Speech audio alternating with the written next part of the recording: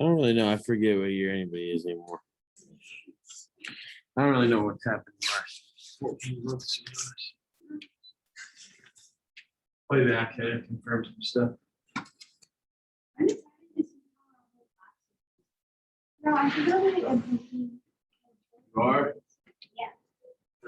Are you not? Yeah, in shape. It wasn't Zoom stuff.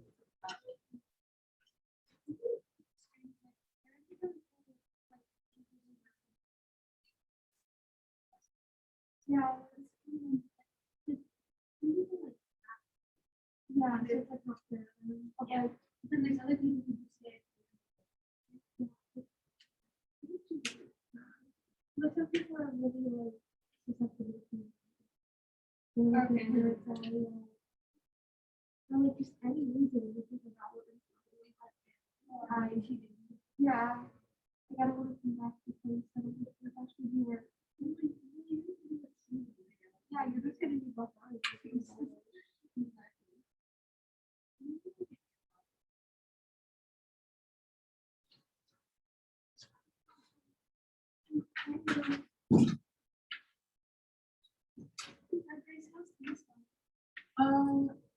We started yesterday, was our first day, and it was a lot of conditioning. I heard. I am so sore, like I can't feel my legs. Oh my god. But fun, we get to meet or hopefully you actually play. Yeah. It's Yeah.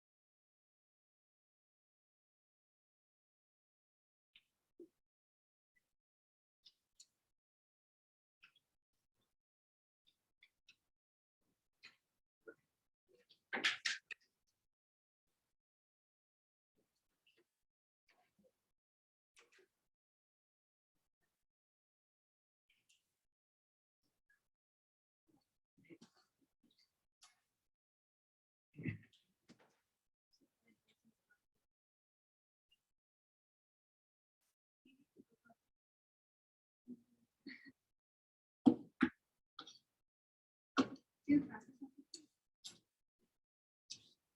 Yeah. Since you're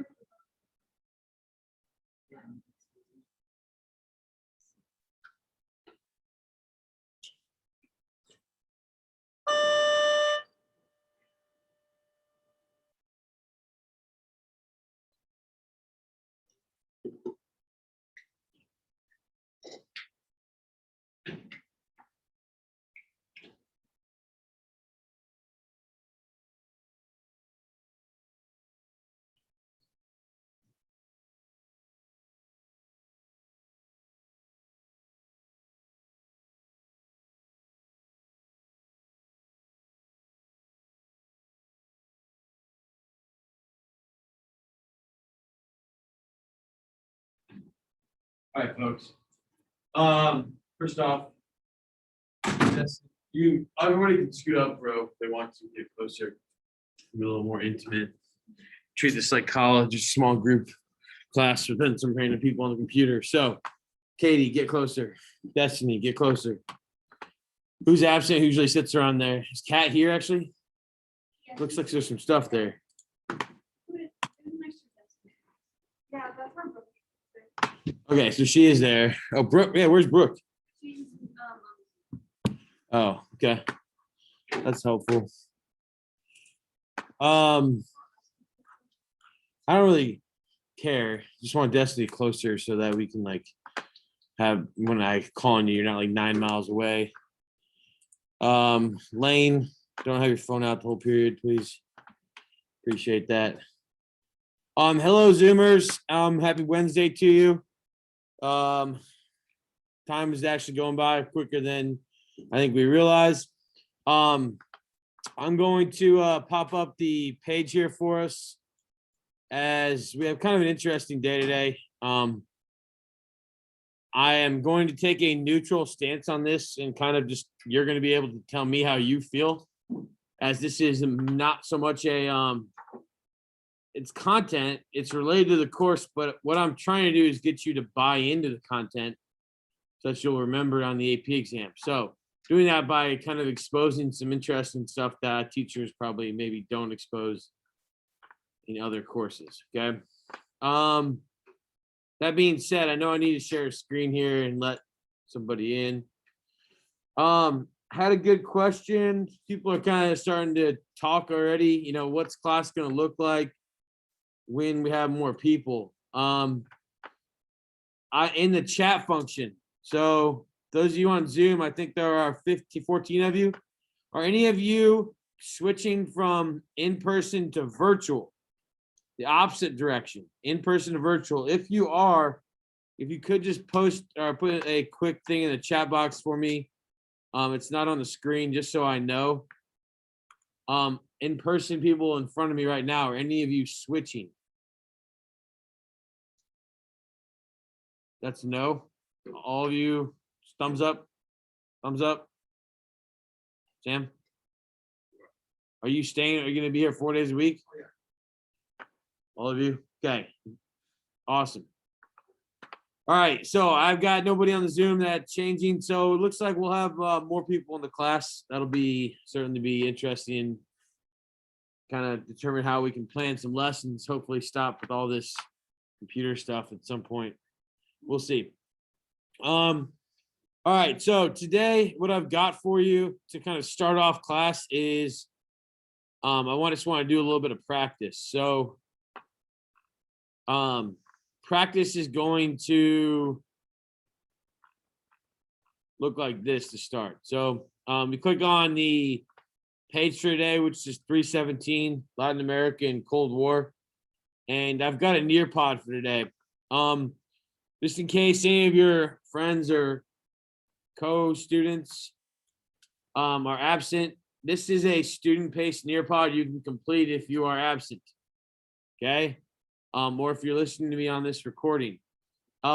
If you're in class or if you're on the Zoom, though, I expect you to do the in-class, like live paced Nearpod, not the one you can do on your own, so that you are with the group and I get responses and I see if we're learning anything or thinking. Okay, that's kind of the point of that. So I'm going to go ahead and launch the live participation here. And for those of you in the room, you can see that the code is R8WEP at join.nearpod.com. Also, then I'm going to copy the link, which says it's copied. And I'm going to put that in the chat function for anybody in Zoom. Apparently, you just click on that link. All right, so gonna maybe give everybody, like a minute here. My patience level can get to that. Anybody want to? Let's go. We'll call on someone different day. Stanley, tell me something that happened today that was interesting.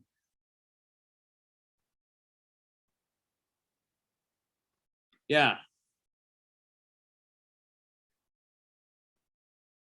What's that? You overslept. God, that is nice.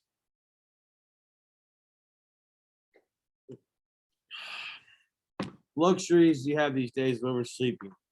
That just doesn't happen anymore.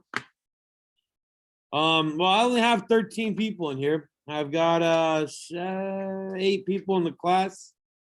and 17, 16 on the computer. So that would be 24 is my magic number. So I'm gonna go ahead and post the link again for those of you on Canvas or whatever it's called, Zoom, in hopes that you will join. I'm at 15 now. Here's the people that are in. I'm telling you, it could be kind of interesting today. Also, I've got a video. Kind of has to do with what we were talking about yesterday, and it's not awful. I actually embedded my own questions in it. Like that's the level of technological skill your world history teacher has gotten. I feel like somewhat accomplished. Now I have 16 people. What is taking everybody on Zoom so long here? Okay, if you are on Zoom, I have attendance taken. If you are not participating or not logged in, you are going to not get your participation points for today. So now I know you're here. That's how easy it is. Why? What in the world? Are you in? Are you in? Are you in? Are you in? Are you in? Are you in? Stanley? So what are these people doing? Sitting there doing nothing. Mind boggling. All right, well, we're gonna keep going. The old code is in the upper left-hand corner. If you haven't joined or you got on the Zoom and decided that you wanted to eat lunch or something, that's just so you know, it's in the upper left-hand corner. So for the do now, the igniter, the ignition button, the starter, the warm-up, whatever you want to call it, from last night's homework, how would you provide sourcing or bias for each document as if you were writing a DBQ? So which one of those letters would you pull out of the soapstone to try to source this document? We're gonna go ahead and start that here in a second. A reminder, please turn your cameras on. I've got 5 people that are doing that right now. Very appreciative. Thank you. The other one, oh, I got 6. Thank you, Liliana. The second announcement is start using your Barron's review book study for the AP exam.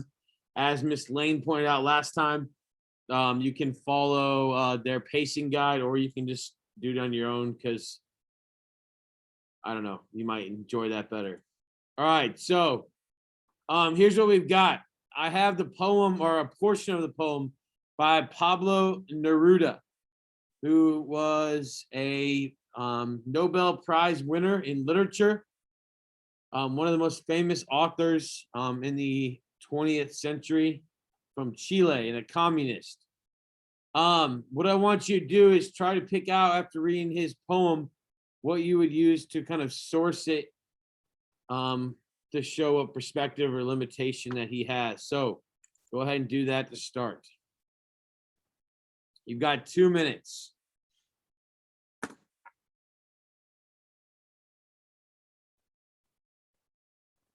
Oh.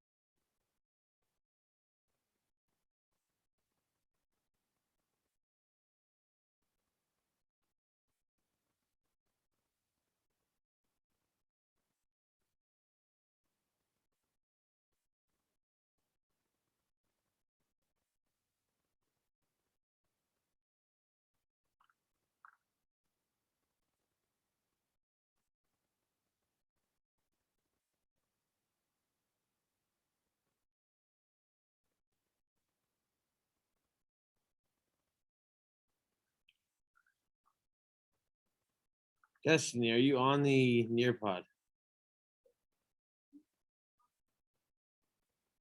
You what? Okay, can you get off that link and join this one? Yeah, if you're currently using a link that is the one from Canvas, get off of that one and use the one that I put on the screen. I thought I made that abundantly clear. Maybe I did not. That is probably why people are looking at me weird. Grace Lane, are you on the one that was on the? Yeah, can you get off of that, please? And join this one. Kaylee Kroos. Are you out there? What are you on?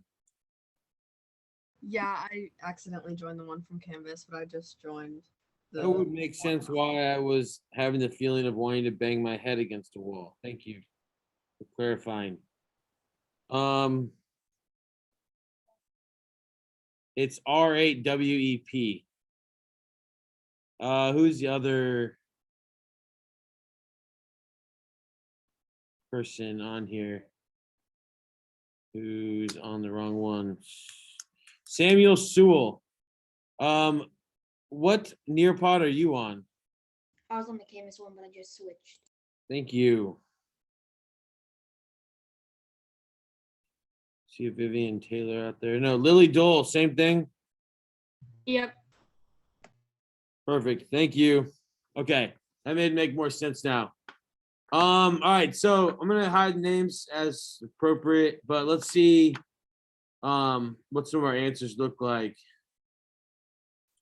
From the perspective of the oppressed, so it shows how they were treated.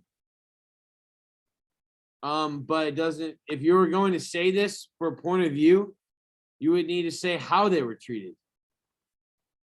So they were oppressed, so it shows how they were treated. So I'd say Pablo Nerada, coming from the position of somebody whose political ideology has been oppressed, said that would give you your sourcing point, or is biased because he is from the minority party.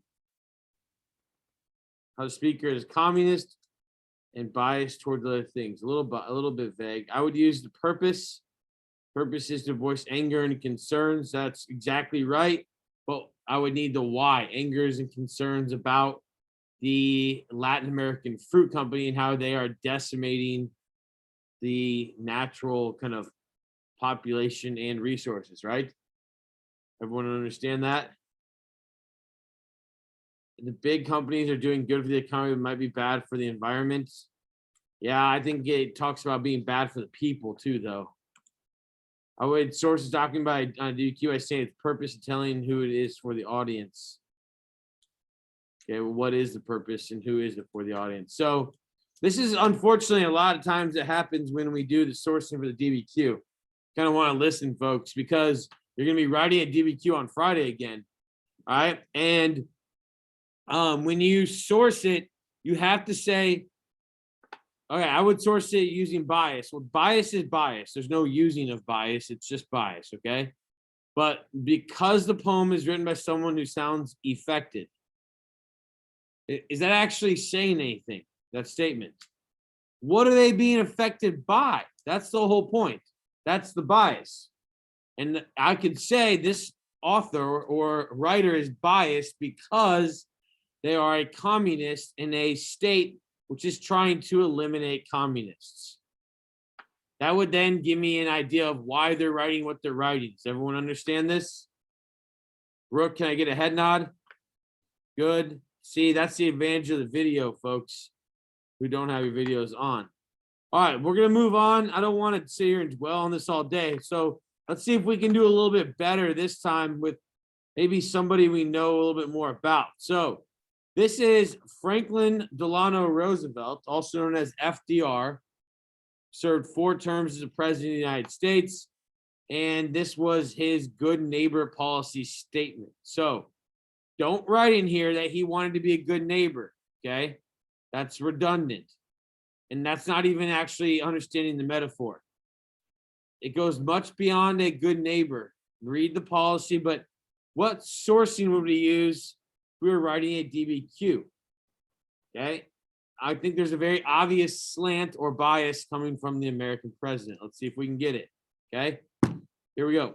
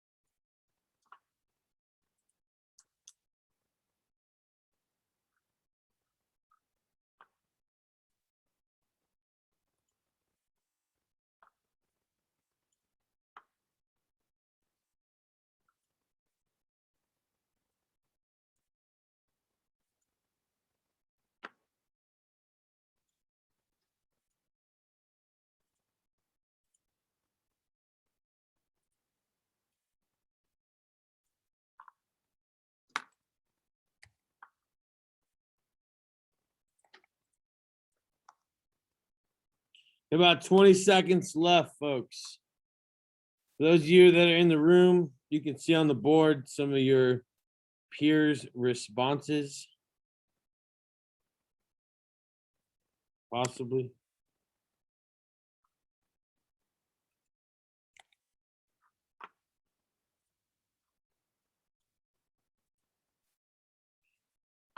All right, so I got 71% participation. That means looks like the end of the alphabet here. Oh, now we got 96. All right, so let's look at some of these answers. See if we got a little better on this one. Oh, I'm sharing that one. I'll unshare it. Let's see if I click on it. All right.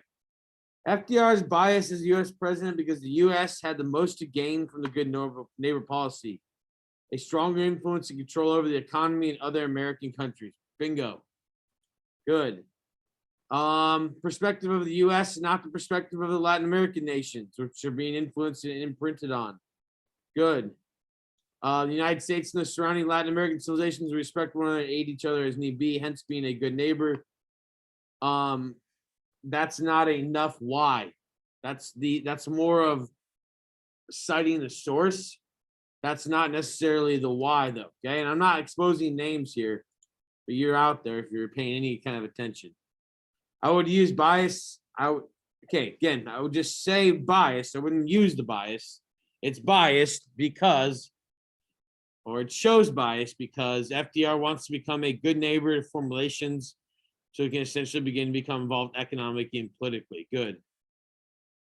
Probably purpose because it was intended for use in the US and Latin America. If we were going to use purpose there, the purpose of FDR or the intent of FDR, that would be how we would cite the document. To source it, I mean, you could use purpose, but his purpose there is to expose, like saying that he's not going to expose Latin America when we know he really is, right? Okay. Again, that's background knowledge you're adding. This is good. This is a good use of occasion. If you're looking on the screen, I'll share with everybody. I would use occasion because by 1933, the U.S. had directly intervened in Latin American politics many times, which would damage the relationship between Latin America and the U.S. Good. Okay, some good examples here. A lot better job. I'm very pleased with that. Okay, so based on yesterday, I forgot I had this in here. This is matching pairs. I think you can do it on your own. Do it as little tries as possible and see if you can pair the vocab words up with what we did tomorrow. I don't think it's as easy as it looks. Good luck. Okay, make sure you finish. I don't have a timer on. Let's go. Somebody's 3 out of 10 so far. Might have to flip up names for this one.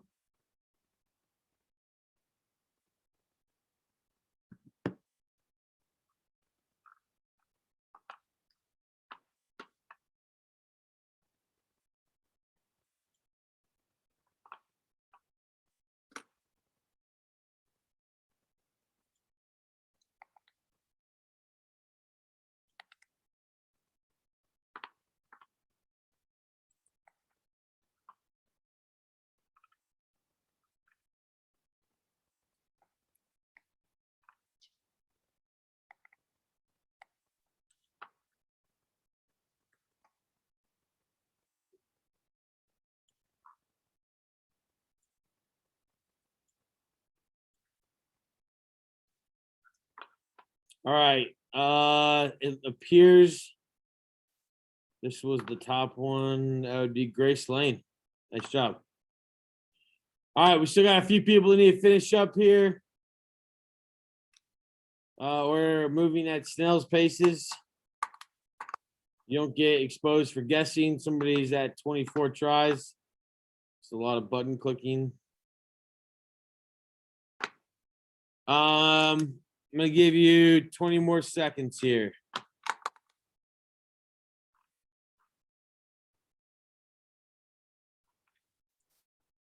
Cat, try. Come on. That's better. At least put some effort in.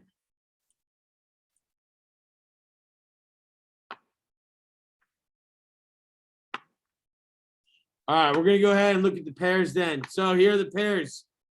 Yesterday, based on what we talked about in our notes, in Argentina were the Peronistas. Guatemala was where the heart of the United Fruit Company had their issues. Fidel Castro overthrew the government of Cuba. Third world were developing nations. Remember that? Mexico was the PRI, was the main party. JFK was took the responsibility for the Bay of Pigs. Guatemala, we went over that. Catholic Church and their whole idea of a socialist platform of liberation theology. First world industrialized country. I don't know if anybody got communist and Che Guevara right away. Told you he was the most famous communist probably that didn't directly overthrow any governments. And then second world industrialized communist. Cool. All right. Let's move on. So today we're going to be looking at this thing known as Operation Condor. Okay. It was a movement that started in 1975 to eliminate all forms of socialist or Marxist governments in Latin America. Okay, again, if you're writing down definitions, you probably want to jot this one down. A movement started in 1975 to eliminate all forms of socialist or Marxist, okay, movements towards Marxism, which I think we know what that is, governments in Latin America.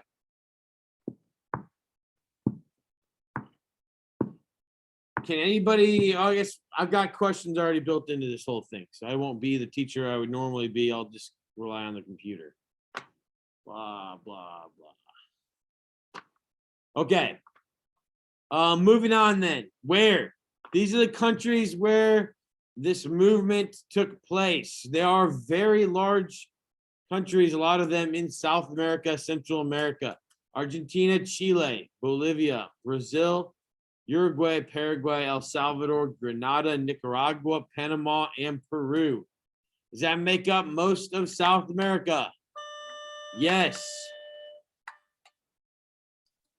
For some of you, this might help shed light on why it is the way it is today. Okay. Now, if you take a look at this infographic, it is a little bit of anti-propaganda from the United States. But it says Operation Condor was a coordinated US-backed attempt to wipe out opposition to dictatorships across South America in the 1970s and 1980s. Some 50,000 people are estimated to have been killed or disappeared.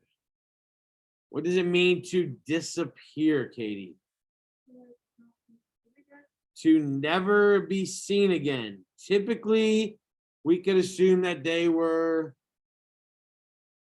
Anybody? Yes?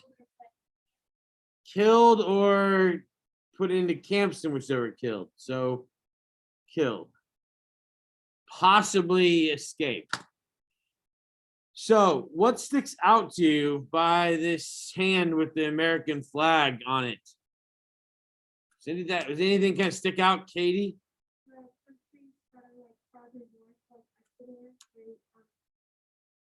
Countries in the north not as affected. Ashton.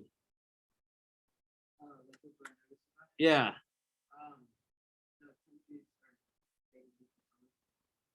Countries are shaded different colors. Why do you think that is? Yeah, so it doesn't give us a real, like, again, it doesn't give us a key, but clearly Argentina had the most deaths, right? Everybody see that? Hannah. They weren't, but Argentina had a lot of different political influences also because they had during even in the 1800s they had a lot of European immigration, and during World War II they had a lot of European immigration as well. Good question. Okay, so this could be something that you would see on an AP exam on a multiple choice question in particular, which you would have to kind of use background information to deduce what is happening. We're going to watch a video here. I want to let you know that this comes from a fairly neutral perspective. It could be a little bit left leaning, but it does go through kind of the facts. And there are not a lot of videos out there about this topic. I had to search pretty far and wide. So there are about 4 questions or so that I'm going to expect you to answer as we are going through this. It's about 8 minutes long, 10 minutes long.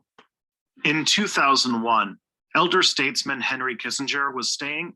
I'm going to change the sound real quick for those of you at home in the room. Let's get this right today. Let's go this way on the Zoom. Let's go this way.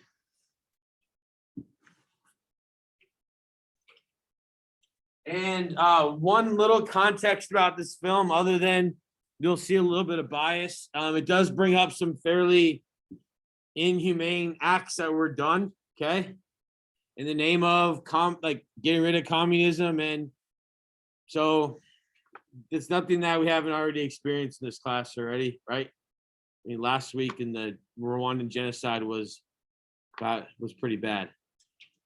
The other thing is Henry Kissinger was looked at as kind of like the hero who helped end the Cold War with his foreign policies. All right, he shaped foreign policy in the United States for 3 different presidents, Republicans and Democrats. Okay, that's weird when a Secretary of State serves for Republicans and Democrats. That wouldn't happen right now. Yeah. Was he the one that had like a big share? No, that was a different one. That was earlier. Elder statesman Henry Kissinger was staying in a fancy hotel in Paris. While he was there, a French judge named Roger Leloir called for a summons of this prominent U.S. figure. He managed to skip town that day, but Leloir wanted to question Kissinger about some of his actions decades ago. He wanted to know about several French nationals who were amongst the many thousands of the disappeared, a term for those captured, tortured, and killed by the governments of South American military dictatorships. Leloir wanted to question Kissinger's connection with something called Operation Condor, a brutal series of coups and All right, so let's look at this question first. I need everybody to respond. Like I said, I can track these responses and it gives me a percent based on whether you responded or not and your answer very quickly when class is over. Why do you think Henry Kissinger, the former Secretary of State for the U.S., was sought after for questioning, especially by a French judge? Sounds a little bit weird to me.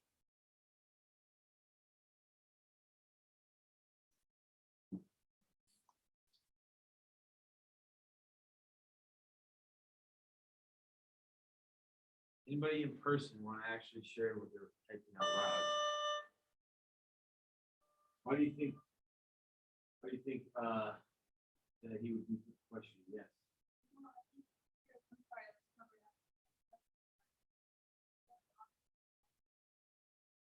Hadn't faced any charges and it could have been covered up in the United States. Anybody else have a reasoning for why he might be questioned? Yeah.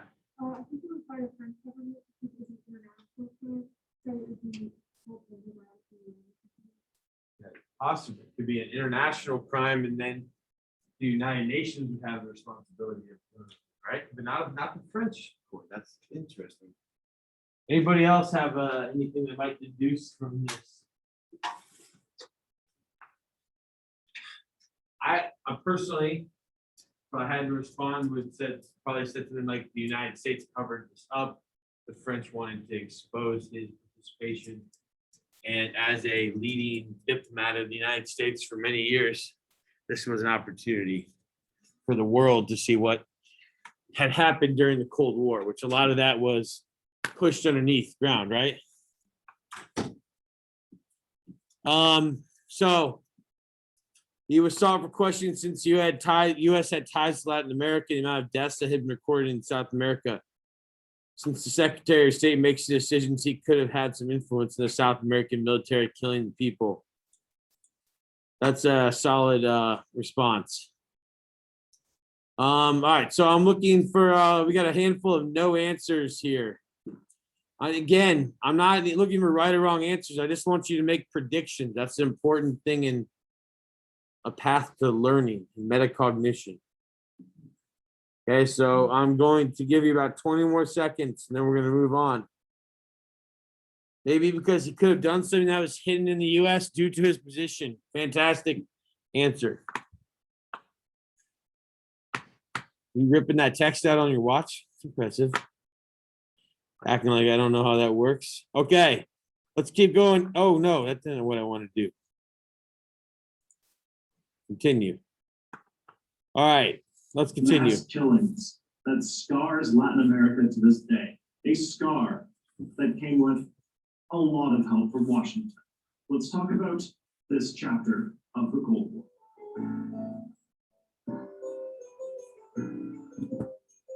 Hi, I'm Tristan. This is Step Back. Subscribe and the bell notification to get history every week. This should go without saying, but seriously, heavy content warning on this one. It's one of the darker chapters of human history, and that's saying quite a bit. The United States has been messing with Latin American countries since, well, as long as there have been Latin American countries. You might not remember the president, but the Monroe Doctrine is a famous or infamous, depending upon who you ask, part of American foreign policy. It's basically the rule that the US has the self-declared right to interfere with its sphere of influence, that being basically the entire Western Hemisphere.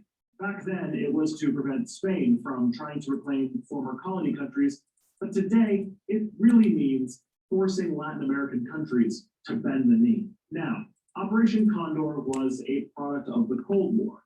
It was part of a larger operation to recruit and use security forces in countries all around Latin America in order to make sure those countries stayed friendly to US interests and out of the orbit of Moscow.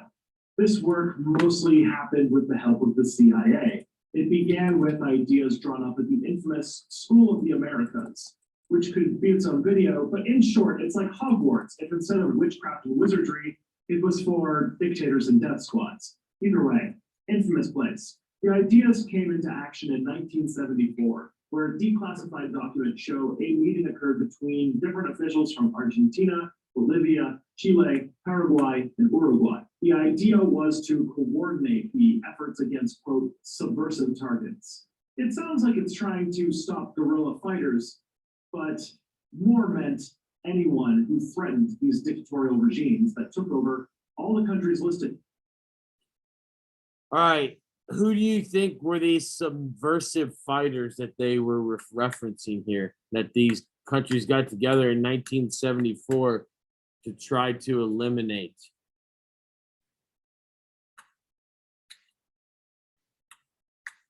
See if we can get an answer here.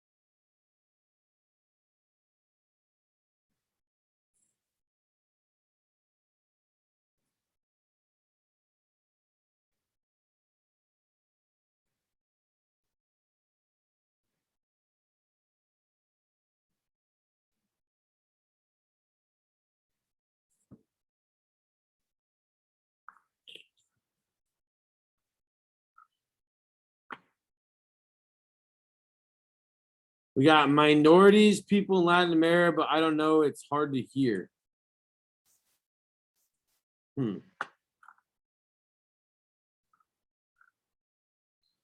U.S. military people. Subversive fighters were the people in Latin America. Question mark. I think it was local people who were the fighters.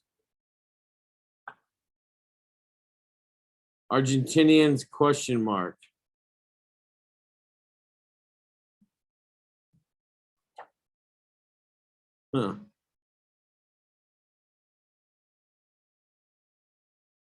Aha. Whoever wrote this one? The subversive fighters were those who didn't want to be taken under the quote unquote wing of the United States and were trying to resist the rule. The US and probably West Europe, since they were known for anti-communism and containment, they were the subversive fighters. I don't know about that. People that work to overthrow their government and fight the opposition. Somebody said that. That's a great response. Good job, Sam. Sam Sewell.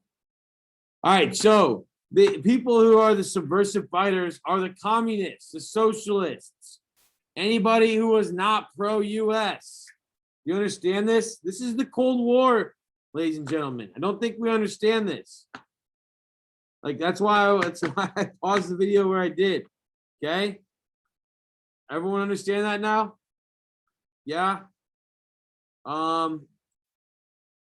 are you still out there? I don't see your screen anymore. Yep.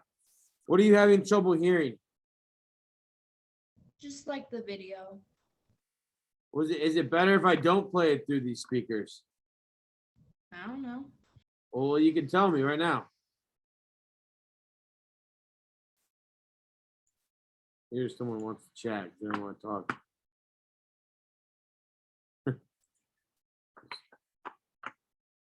We'll try this way then.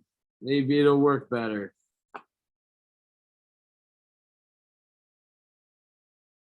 All right, it's not gonna be as loud for you folks. Sorry about that. We're gonna try to keep going. Listed earlier, plus Brazil from 1954 to 1976. The first actions were the support and direction of groups called death squads. They're about as nice as the name implies. They're basically teams that execute extrajudicial killings or active terrorism in order to repress a population or commit genocide. You see, in many authoritarian regimes, from the Cheka in revolutionary Russia as a preamble to the Gulag system, or the Einsatzgruppen in Germany as part of the Holocaust, their first targets were political exiles living in Argentina. Anyone associated with the old governments or anyone displaced for being socialists were now finding themselves victims of these squads. Estimates are as high as 80,000 people died in these killings. On top of that, the program included kidnapping, assassinations, and torture. Socialist leaders like Juan Jose Torres, Democrats like Bernardo Leighton Guzman, and former diplomats like Orlando Lettier, who was murdered by a car bomb in Washington, D.C.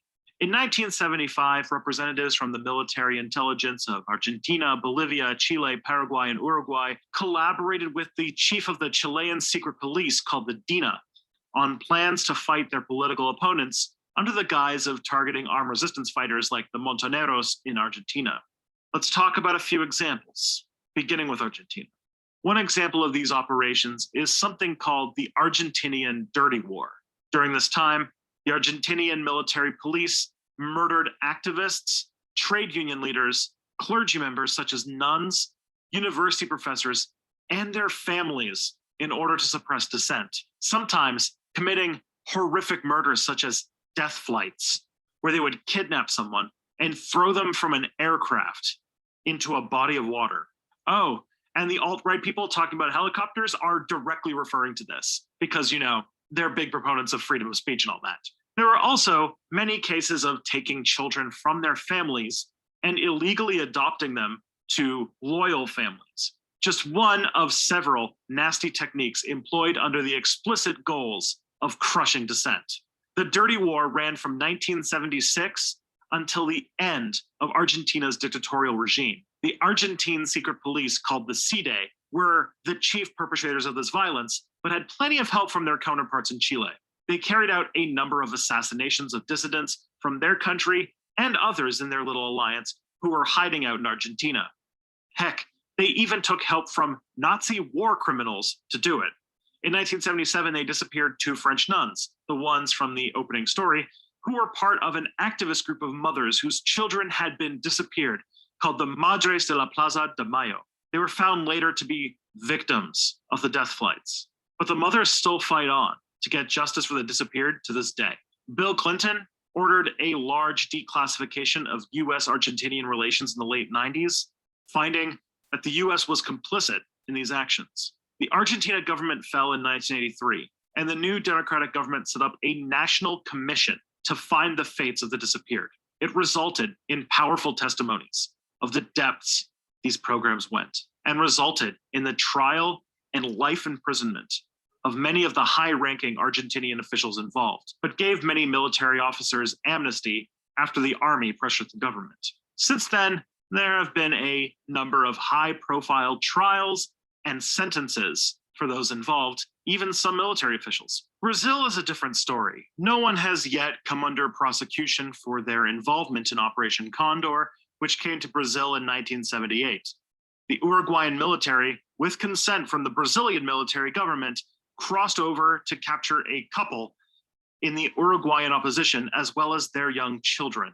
Some wrong place, wrong time journalists managed to expose this operation and are credited with saving their lives. The Uruguayan military kidnapping Uruguayan nationals in Brazilian territory became a scandal. The Brazilian government captured the couple themselves, tortured them, and sent them to an Uruguayan prison where they stayed until the restoration of democracy in Uruguay in 1984. I think it's important to mention the countries that took refugees from this violence during this period. Costa Rica, Canada, France, the UK, Spain, and Sweden took in many refugees, but none took as many as Mexico. Operation Condor officially ended in 1983 when the Argentinians overthrew their dictatorship after losing the Falklands War. In 1992, a victim of torture and a Paraguayan judge uncovered a collection of documents known today as the Archives of Terror. They were the records of those kidnapped, tortured, and killed by the governments of Argentina, Bolivia, Brazil, Chile, Paraguay, and Uruguay, with tacit support from Colombia, Peru, and Venezuela. There were 4 tons of documents outlining tens of thousands killed. All right, so those of you on Zoom, Katya, can you hear that? Yeah. Cool. Okay, so I went ahead while the class was doing this and I made a list of the people that were targeted according to this film. You ready for this? Those of you in the room, you can see it on the board, right? You're intelligent enough to read up there. It reads: socialists, Democrats, diplomats, armed resistance fighters, activists, trade union laborers, professors, clergy, and nuns. These were the people targeted by this operation. Okay. The question to you is there any way to characterize all of these people? And the correct answer is probably going to be pretty difficult. No, because there's not really a common characteristics with all these people other than maybe the fact that they like to think. Okay. Well, humans think, yes. Okay. But I don't think you're capable of, like, that's why people don't understand this. That's why I'm talking to you right now. Americans don't understand this because they want to label somebody as something.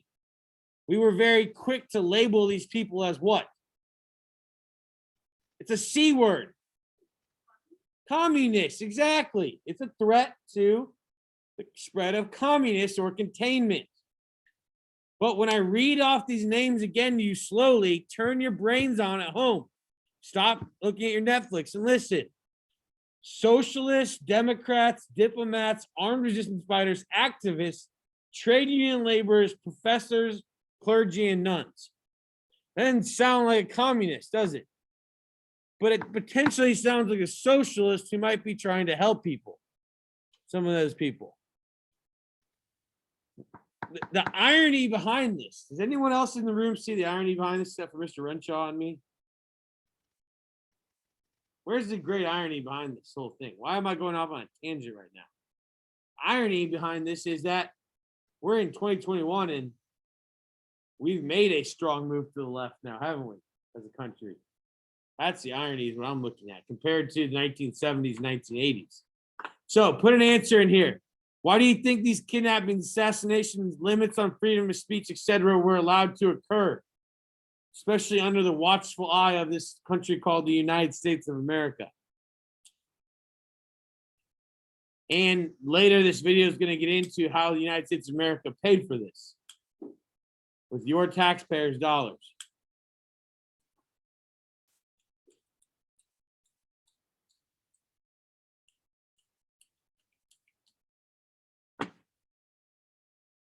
Oh, we gotta go hustle. Shoot. This stinks. Nature of this course. All right, let's see some answers here. I think these cruelties were allowed to occur because they were carried out by people in power, and the U.S. wanted Latin America to reflect its own political beliefs. That's a good answer. Thank you, Katya. They were allowed to occur because they're seen as quote unquote communist. Good. Government corruption, a fear of oppositional socialism, communism, and containment. Boom shakalaka. You were on fire on NBA Jam. Thank you.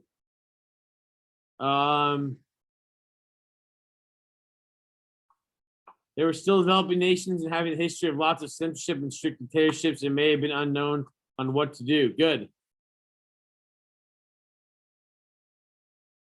Those in control were not prosecuted. A lot of good answers here. Thank you, folks. I need something pretty quick. Actually, very quick. All right, so I'm going to go ahead and unfortunately going to have to kind of skip to the end here. And my last question I wanted you to look at was, why do you think Kissinger and other U.S. diplomats, do you think U.S. or other diplomats should retroactively be punished for their participation in Operation Condor? Why or why not? You can think about that. I don't need you to respond to that right now. I'm going to have to keep moving. Okay.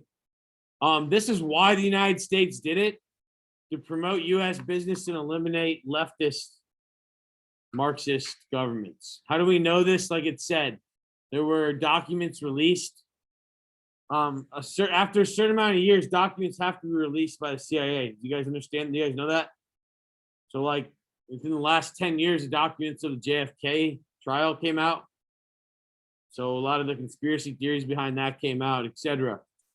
All right, so this is a poll I want you to participate in.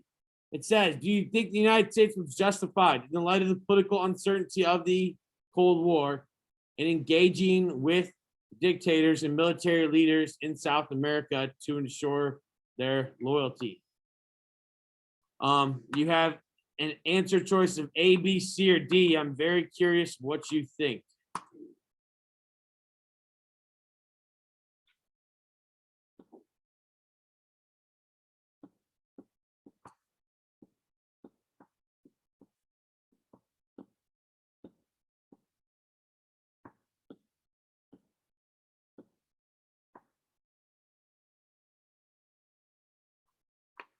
Okay, we're down to about 40 seconds here. Okay, I do not want no answer. So give me an answer if possible so we can get accurate idea of what people think.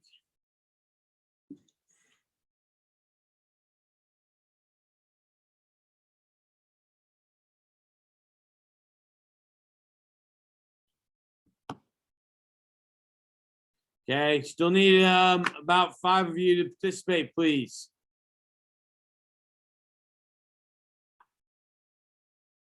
So we get to the end here. This is where I'm really going to be taking into account participation. Okay, so let's see what we have. 45% of you said this is a blatant. Can I see the answer choices?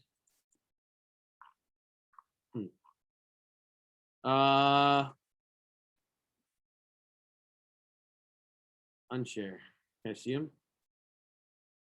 All right. Nobody said it was necessary. Interesting, right? What was the United States doing? Were they protecting our freedoms? Or were they abusing their economic and political power? They were thinking it. They're like, well, by doing this, potentially stop. So it was it was potentially stopping a threat to our freedom. What was the no? This is blatant. I just made this. I forget. I can't even see it. Can anyone remember what they would know? This is a blatant. Act of aggression towards innocent people. Oh, this is a blatant act of aggression towards innocent people. Yeah, so 54% of you thought that. Interesting. We're pretty kind of split on that. So, the last thing I was gonna have you do was just justify your response to the poll. Why did you pick the answer you picked? Unfortunately, we don't have time for this, so I'm gonna go ahead and stop this, and I'm gonna go ahead and you guys, everybody can still see the scene, correct? Or the screen. Your homework for tonight is to answer the following SAQ. It's I think it's pretty simple and straightforward, folks. Identify one cause of global conflict in the 20th century. Identify one short-term consequence, and then explain one long-term effect a conflict of the early 20th century had on relations between states in the later part of the century. So very relevant to what we've been talking about. This is an example that was used on a college board exam, okay, or made by the college board. Keep in mind, if you do not color code your SAQ when you upload it, or after you upload it, if it doesn't have color on it, you will get half points. Everyone understand that? Don't take more than 15 minutes, please, to write it. Grace, do not stand up in my presence when I'm talking. It is extremely rude. I don't want to be mean, but it is, okay? Thank you. All right. Those of you on Zoom, take some time to make sure you understand what's going on here. Does anybody in question or in person have a question? Because I'm not going to see you tomorrow. Anybody? Do you understand how the Cold War was complicated now? Good. I know I'm sad we didn't get to finish it. So I'm going to stop the share. Bye, Zoomers. Have a